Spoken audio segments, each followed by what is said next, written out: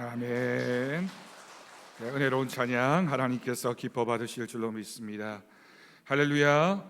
네, 오늘도 주일 아침 주님의 전에 나온 우리 더사랑교회 모든 성도들과 그 가정 가운데 하나님이 주시는 복과 은혜가 넘쳐나기를 주님의 이름으로 축복합니다. 말씀을 시작하기 전에 여러분들에게 기도 부탁을 하나 드리려고 합니다. 우리 교회가 경북노회라는 노회에 소속되어져 있습니다. 경북노회는 대구 경북에 있는 제일 첫 번째 노회였습니다. 제일 첫 번째 노회로 세워졌고 우리 노회에서부터 시작해서 대구 경북 지역의 여러 노회들이 퍼져나가게 됩니다. 경북노회 안에 160개 정도의 교회가 있습니다. 그 160개 교회 중에 이제 자립이 되어서 다른 교회를 도울 수 있는 능력이 되는 교회가 있는가 하면 아직도 자립하지 못한 상태로 개척교회이거나 농어촌 교회인 교회들도 많이 있죠. 자립이 되어서 또 다른 교회를 도울 수 있는 교회 한 50여 개의 교회하고, 그리고 자립이 되지 않아서 도움을 받아야 하는 교회 54개 교회인데요, 정확하게 그렇게 연결시켜주고 또 후원하는 역할을 하는 노회 안의 부서가 동반 목회지원위원회라는 부서가 있습니다. 제가 작년 가을 노회부터 그 위원회에 서기를 맡아서 봉사를 하고 있습니다. 그러던 중에 제가 우리 교회에서도 여러분 연말 되면 기아대책이라는 NGO 단체와 함께 희망 나눔 상자라는 사업을 하고 있지 않습니까? 근데 우연히 그 NGO 단체에서 이렇게 미자립 교회를 돕는 일을 우리 경북노회와 함께 하고 싶다라고 하는 제안을 받았습니다. 처음 제안을 받았을 때는 이렇게 참 좋은 일이라고 생각했지만 실제로 막상 생각을 해보니 이 일을 진행하는 게 별로 그렇게 순탄치 않을 것 같다라는 두려운 마음도 있었고, 시작하고 나면 해야 할 일이 참 많을 텐데 어떡하나라는 걱정도 있었습니다. 이렇게 시작되어집니다.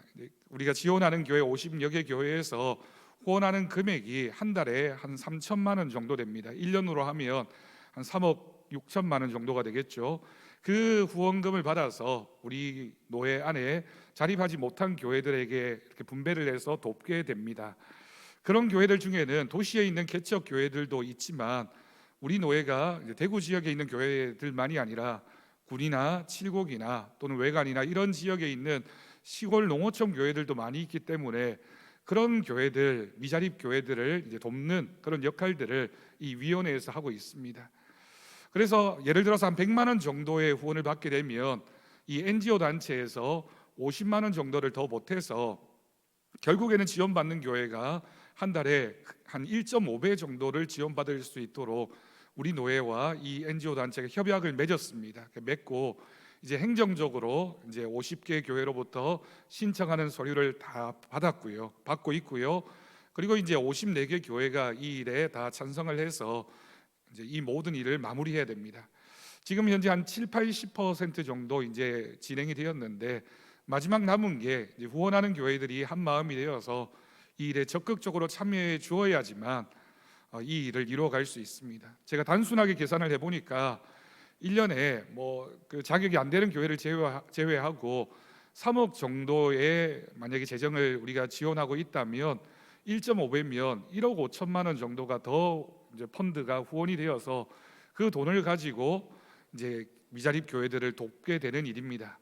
사실은 굉장히 큰 사업이기도 하고 실질적으로 미자립 교회에 굉장히 도움이 되는 일입니다. 하지만 동반목회 지원의 임원이 4명이거든요. 저를 포함해서 이 4명이 이 일을 이제 다 행정적으로 다 감당을 하려고 하다 보니까 어려운 부분이 여러 가지가 있습니다. 우리 교회에서 이 일을 위해서 좀 기도해 주셔서 2월 한 중순까지 그리고 말까지 되면 이 일이 모두가 마무리될 텐데, 그러고 나면 이제 미자립 교회들이 조금 더 경제적으로 도움을 받는 그런 좋은 일이 있을 것 같습니다. 우리 교회가 우리 성도들이 한 마음이 되어서 기도해 주시기를 꼭 부탁드립니다. 그럼 오늘 우리가 함께 읽은 이 본문 말씀은 사도 바울이 고린도 지역에 있었던 교회를 향해서 쓴 편지 2개 편지가 있는데요. 그 첫 번째 편지의 서두 부분에 해당하는 본문이 오늘 말씀입니다. 우리가 이 말씀을 이해하기 위해서는 이 편지를 받고 있는 고린도라는 도시가 어떤 도시인지를 잘 이해하면 우리가 성경 말씀을 더 깊이 있게 이해할 수 있겠죠. 당시에 고린도라고 하는 이 도시는 로마 제국이라고 하는 큰 제국의 여러 도시들 가운데 가장 핵심적이고 가장 크고 또 가장 부유한 도시 중에 하나였습니다. 상업적으로 발달했고요, 물질적으로 그러다 보니 매우 풍요로운 도시였습니다. 그게 물질적으로 풍요롭고 상업도 발달하니 사람들이 많이 모이게 되고, 또는 다양한 문화와 철학이 공존하는 지성의 도시, 여러 대학들과 여러 많은 학교들이 세워졌던 도시가 바로 이 고린도라고 하는 곳이었습니다. 여러분, 오늘날에도 그렇지만 이렇게 경제적으로 풍성하고 사람들이 많이 몰리는 곳에는 좋은 일도 있지만 나쁜 문화도 생겨날 수밖에 없습니다. 그러다 보니 고린도는 동시에 도덕적으로는 극심하게 타락한 도시였습니다. 동성애를 비롯한 여러 가지 성적인 타락의 모습이 만연했고, 또한 우상 숭배가 극심한 도시이기도 했습니다. 제가 오늘 말씀을 준비하면서 그런 생각을 했습니다. 이 고린도라고 하는 도시가 처해 있는 그 모습이 오늘날 이 시대와 굉장히 유사하구나라는 생각을 합니다. 물질 문명은 얼마나 발달을 했습니까?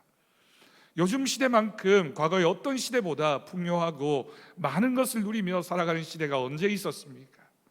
하지만 영적으로는 혼탁한 현대사회와 너무나 많이 닮아 있습니다. 그렇게 화려하지만 죄가 많은 도시였던 그 지역에 하나님께서 고린도 교회라는 교회를 세우셨습니다. 여러분, 사실 우리가 고린도 전후서를 통해서 읽게 되는 이 교회의 모습은 문제가 참 많은 교회였구나라는 것을 알게 됩니다. 고린도 교회는 분쟁이 있었던 교회입니다. 시기와 질투가 많은 교회였습니다.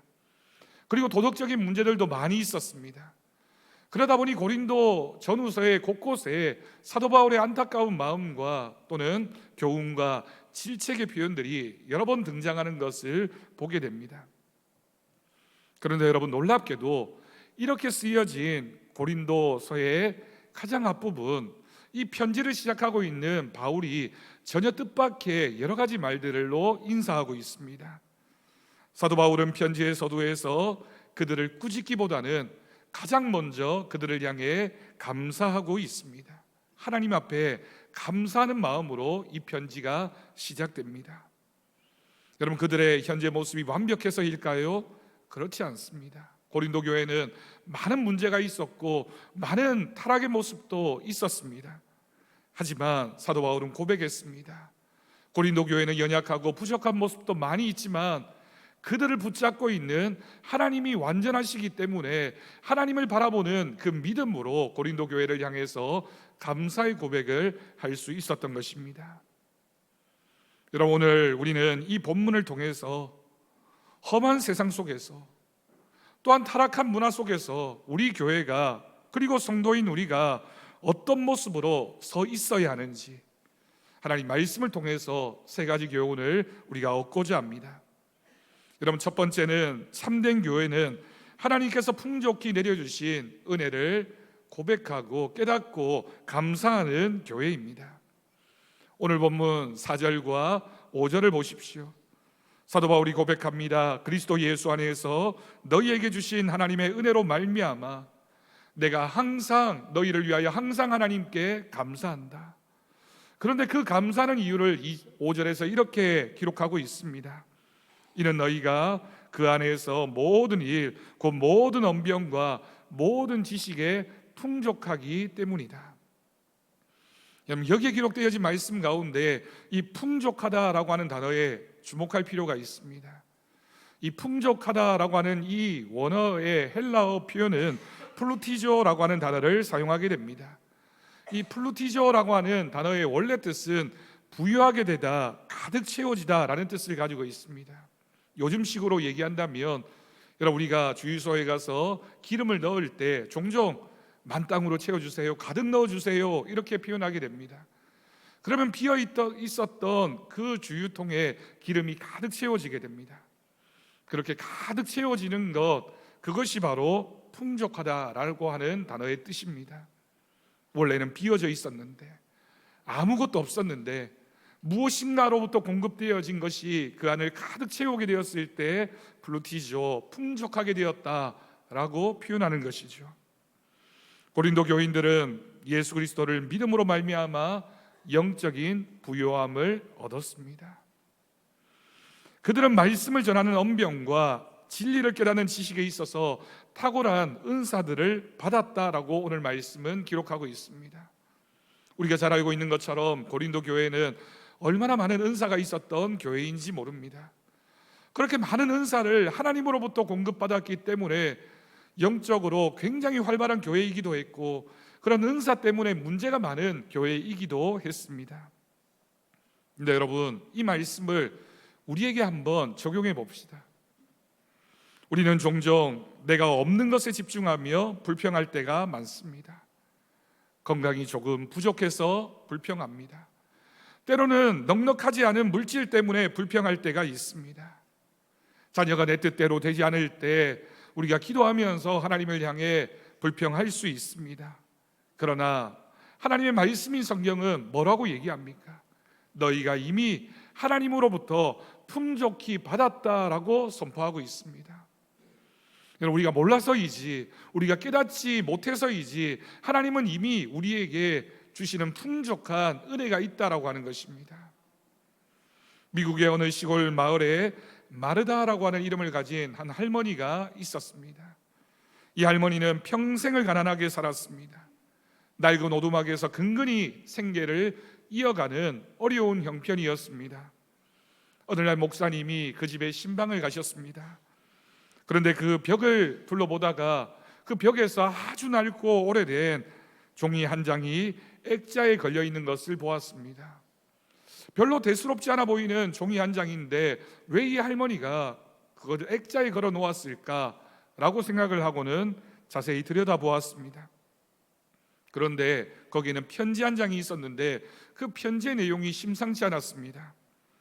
미국의 유명한 큰 부자가 이 할머니의 아버지에게 친필로 쓴 편지였습니다. 편지 하단에는 당시 가치로 엄청난 금액의 수표가 이 편지에 동봉되어져 있으니 이것을 활용해서 당신에게 도움이 되었으면 좋겠다라고 하는 그런 편지로 마무리되고 있었습니다. 하지만 할머니는 그를 몰랐고 그 종이가 그저 아버지가 남긴 유품이라고만 생각을 해서 귀한 것이라고 생각해서 그저 액자에 걸어두기만 했던 것입니다. 평생을 가난하게 산 것입니다. 이미 엄청난 부유함을 소유하고 있었지만 그것을 알지 못했기 때문에 그것을 사용하지 않아서 평생 가난하게 살았던 이 할머니의 모습이 혹시 우리의 모습이지는 않을까요? 우리의 모습이 이렇지는 않습니까? 예수 그리스도의 십자가의 대속으로 말미암아 우리는 하나님의 자녀가 되는 권세를 얻었습니다. 하나님이 우리를 자녀 삼아 주셨습니다. 하늘의 신령한 복을 이미 받았습니다. 세상 사람들이 아무리 많은 돈을 가지고 있다 해도 얻을 수 없는 복을 받은 사람들입니다. 영생의 소망이 우리 안에 이미 풍족하게 와 있습니다. 내가 채운 것이 아니라 하나님이 채워주신 은혜가 우리 안에 이미 풍족하게 채워져 있는 것이죠. 고린도 교회는 비록 문제가 많은 교회였지만 바울은 그들이 받은 은사가 하나님으로부터 온 것임을 인정하고 감사했던 것입니다. 여러분, 우리 교회와 성도님들도 마찬가지입니다. 물론 여러분, 우리가 살아가는 동안 우리가 우리의 모습을 바라보면 부족하고 연약하고 실망스러운 부분 많이 있습니다. 하지만 서로의 부족함을 보기보다 하나님께서 우리에게 주신 은혜의 풍성함을 우리는 먼저 생각하고 그것을 보아야 할 것입니다. 이미 주신 은혜에 감사할 때 불평은 사라지고 하나님의 능력이 나타나기 시작합니다. 여러분, 우리가 하루하루를 살아가는 동안 내게 없는 것을 바라보며 불평하고 원망하는 것이 아니라 이미 내게 풍족히 주신 구원의 은혜를 세워보며 감사하는 우리 모두가 될 수 있기를 바랍니다. 여러분, 2026년 한 해를 시작하고 얼마 지나지 않았습니다. 올 한 해 여러분, 우리가 어떤 마음으로 살아야 할까요?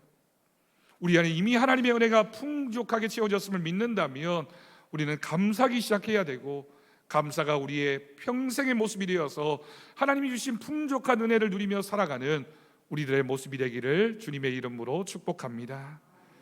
여러분, 두 번째로 교회는 세상의 유혹 속에서도 끝까지 견고하게 믿음을 지키는 공동체입니다. 6절 말씀을 보면 그리스도의 증거가 너희 중에 견고하게 되어 라고 기록했고요, 그리고 그 뒤에 이어지는 8절에서는 더욱 강력한 약속을 주십니다. 주께서 너희를 우리 주 예수 그리스도의 날에 책망할 것이 없는 자로 끝까지 견고하게 하시리라. 하나님께서 우리를 끝까지 견고하게 하시겠다라고 말씀하셨습니다. 여러분, 그런데 여기에 사용되어진 이 견고하게 하다라는 이 말은 원래 법정에서 사용되어지는 법적인 용어입니다. 확실하게 보증하다, 흔들리지 않게 고정하다라는 뜻을 가지고 있습니다. 법정에서 누군가가 사실과 증거의 판단을 해서 어떤 증언을 했을 때 그 증언은 확실하게 믿을 수 있다라고 인정되어지는 그때 사용하는 단어가 바로 견고하게 하다라고 하는 단어의 원래 뜻입니다. 여러분, 고린도 교회는 조금 전에 말씀드렸던 것처럼 도시 전체가 유혹이 많은 그런 곳이었습니다. 아침에 눈을 뜨면 우상의 신전이 보이고 거리에 나가면 음란한 문화가 판을 쳤습니다. 당시 고린도 도시 전체에서 기독교인이 가지고 있는 퍼센트가 0.5% 미만이었다고 합니다. 그럼 대구도 그렇지 않습니까?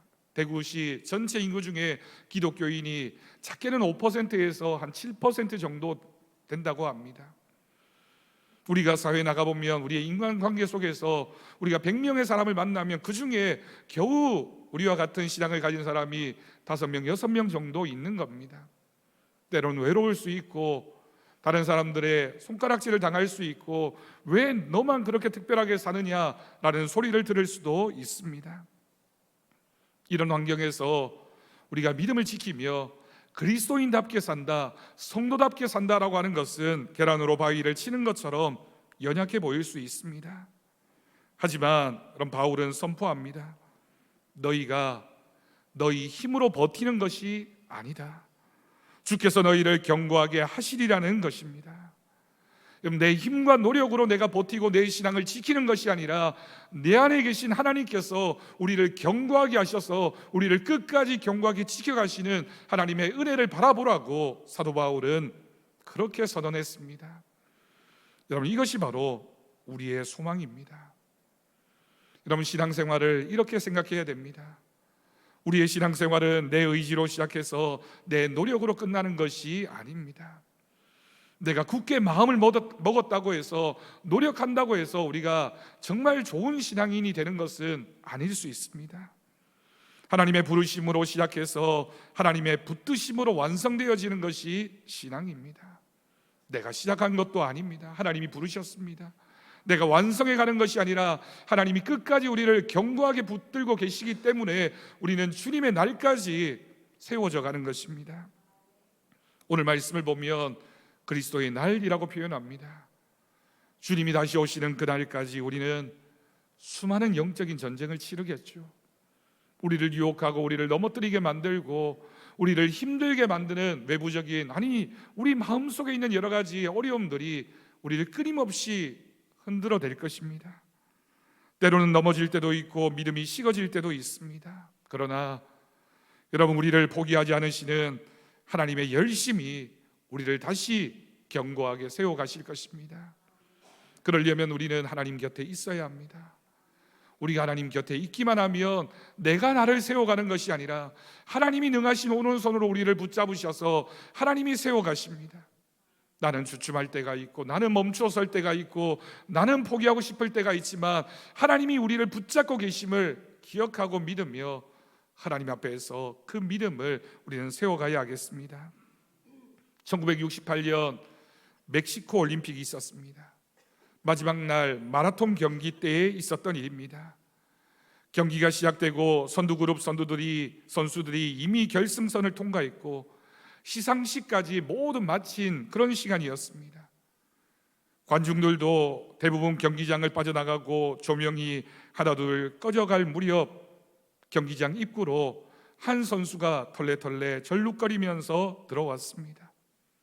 그 선수는 탄자니아에서 온 존 스티븐 아크와리라고 하는 선수였습니다. 이 아크와리 선수가 경기 도중에 넘어지면서 다리에 심한 부상을 입었고 피가 흐르고 붕대를 감은 채였습니다. 많은 사람들이 이제는 포기하겠지, 모두가 포기했을 거라고 생각했지만 이 선수는 끝까지 고통을 참으며 끝까지 달려 결국 결승선을 통과했던 것입니다. 몇 명 남은 기자들이 몰려들어서 그에게 물었습니다. 왜 그토록 심한 부상을 입고도 포기하지 않았습니까? 그러자 그가 이렇게 대답했습니다. 내 조국은 나를 이 대회에 시작만 하라고 보낸 것이 아닙니다. 끝까지 완주하라고 보냈습니다. 끝까지 완주하라고 나를 국기를 붙여서 대표로 이 대회에 참여하게 한 것입니다. 사랑하는 성도 여러분, 하나님께서 저와 여러분을 이 땅에 보내시고 부르신 것은 신앙생활을 시작만 하라고 보내신 것이 아닙니다. 믿음의 경주를 끝까지 마치라고 부르셨습니다. 때로는 넘어지고 피를 흘리고 고난의 파도가 덮치고 유혹의 바람이 불어와도 우리는 멈출 수가 없습니다. 왜냐하면 하나님이 우리를 계속 붙잡고 계시기 때문입니다. 하나님이 우리를 그래서 이 땅에 보내셨기 때문입니다. 믿음의 길을 끝까지 달리라고, 주님 부르시는 그날까지 너는 포기하지 않고 내가 결승선에 서 있을 테니까 너는 끝까지 달려오라고, 내가 너와 함께 하겠다고 하나님이 우리를 보내셨습니다. 우리의 힘은 연약합니다. 그러나 우리를 붙드시는 주님의 손은 강합니다. 8절 말씀처럼 주님 재림하시는 그날에 우리를 책망할 것이 없는 자로 세우시기 위해 성령께서 오늘도 우리를 빚어가고 계십니다. 왜 우리가 책망할 것이 없을까요? 책망할 것이 많이 있겠죠. 하지만 우리가 끝까지 달려나가고 나면 하나님께서 우리를 향해서 너는 책망할 것이 없어, 왜냐하면 내가 너와 함께 했고 네가 끝까지 달려왔기 때문이라고 우리에게 예비되어진 기업을 주실 줄로 믿습니다. 이 믿음 가지고 주님을 의지하며 우리가 달려갈 길을 끝까지 달려가는, 이 교회를 통하여 하나님이 이루시고자 하는 그 목표를 향해 끝까지 달려가는, 주님 안에서 영광스럽게 은퇴하고 영광스럽게 믿음의 길을 완주하는 저와 여러분이 되기를 축복합니다. 마지막 세 번째로, 교회는 주님과 더불어 깊이 교제하며 사랑을 나누는 곳입니다. 여러분, 오늘 본문의 결론이자 핵심인 9절 말씀을 우리 다 함께 봉독하겠습니다. 9절 같이 읽겠습니다. 너희를 불러 그의 아들 예수 그리스도 우리 주와 더불어 교제하게 하시는 하나님은 미쁘시도다. 아멘. 여러분, 이 말씀에서 사용되어진 이 교제라고 하는 단어가 헬라어로 코이노니아입니다. 코이노니아, 우리가 잘 알고 있는 단어입니다. 친교, 교제라는 뜻을 가지고 있는데, 여러분, 이 단어는 단순히 차를 마시며 담소를 나누는 수준을 말하는 것이 아닙니다.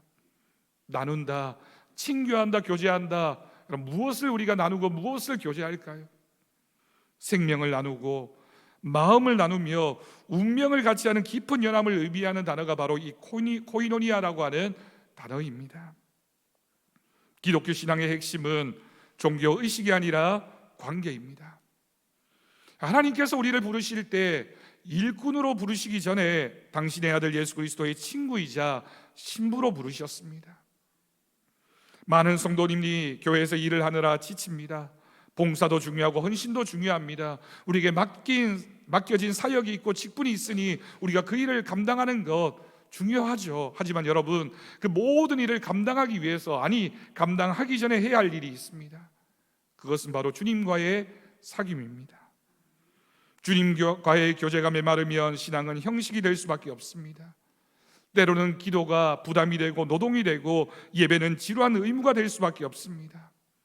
주방에서 봉사하는 것도 주님과의 사귐이 단단하게 기쁨이 있으면 얼마든지 우리가 그 일을 힘들다 생각하지 않고 할 수 있지만, 주님과의 교제가, 사랑이 식어지고 나면 힘들고 어려운 일일 수밖에 없습니다.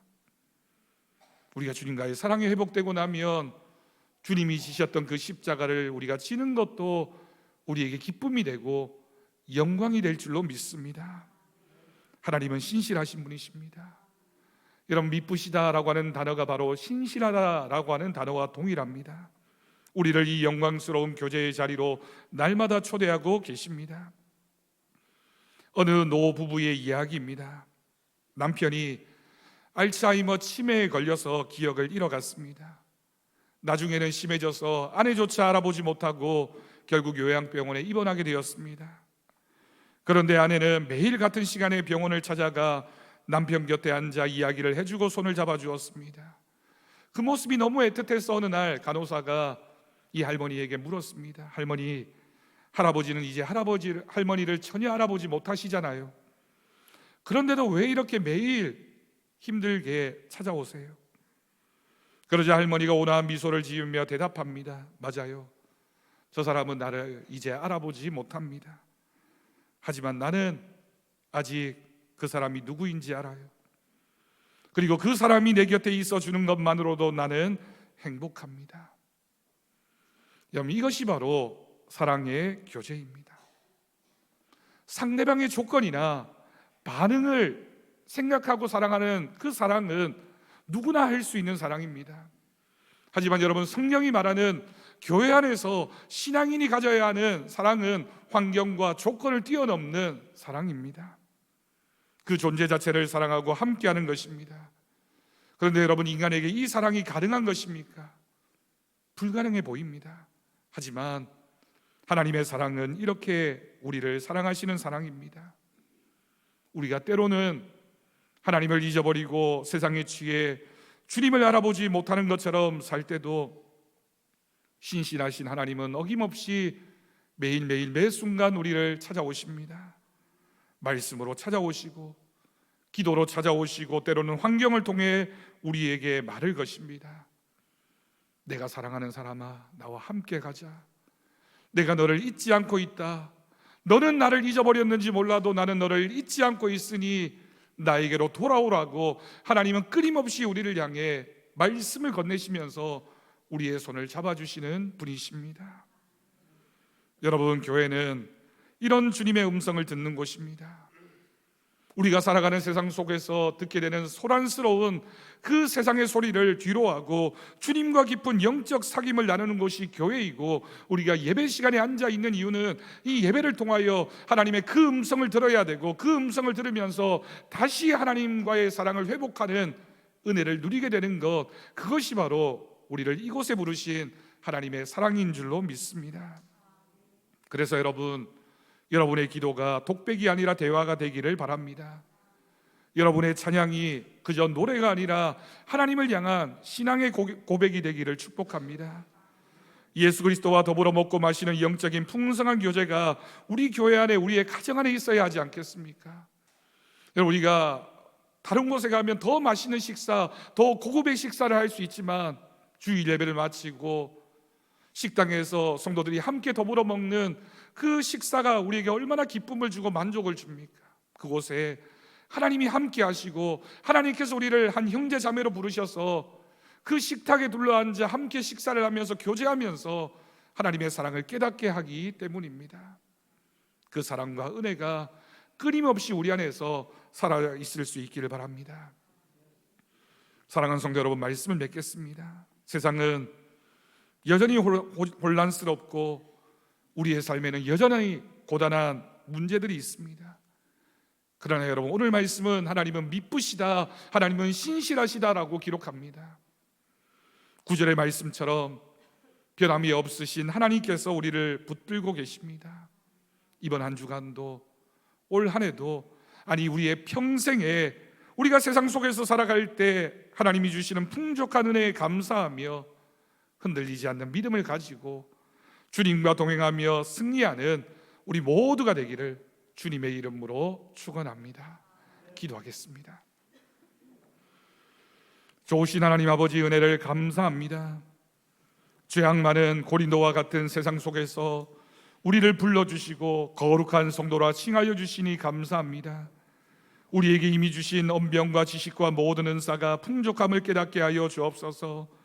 없는 것을 바라보며 불평하기보다 받은 은혜를 세어보며 감사하는 한 주가 되게 하옵소서. 세상의 거센 풍파 속에서도 우리를 끝까지 견고하게 하실 주님을 신뢰합니다. 주님의 날에 책망할 것이 없는 자로 서기까지 믿음의 경주를 멈추지 않게 하여 주옵소서.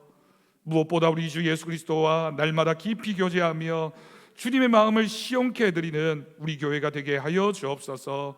우리 주 예수님의 이름으로 기도드립니다. 아멘. 우리 감사 찬송